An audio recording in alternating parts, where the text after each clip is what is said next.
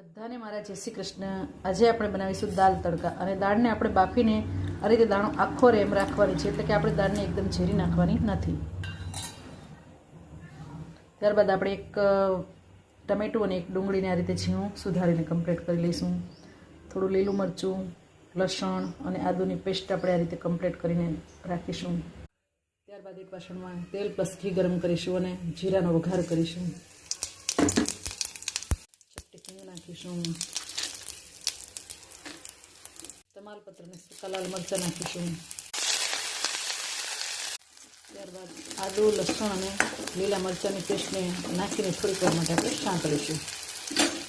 ડુંગળી અને ટામેટું આપણે નાખીશું એને પણ થોડી વાર માટે આપણે સાંતળીશું, જ્યાં સુધી આપણું તેલ છૂટું ન પડી જાય।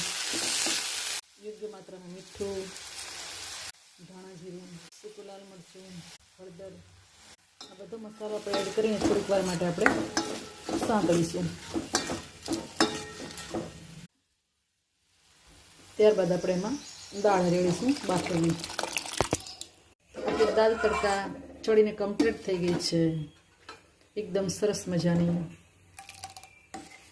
આ દાળ તડકાને તમે જીરા રાઈસ સાથે અથવા રોટલી અથવા પરોઠા સાથે ખાઈ શકો છો। મારો વિડીયો ગમ્યો હોય તો લાઈક કરો, કોમેન્ટ કરો, શેર કરો અને સબસ્ક્રાઈબ કરવાનું ભૂલશો નહીં। Thank you so much.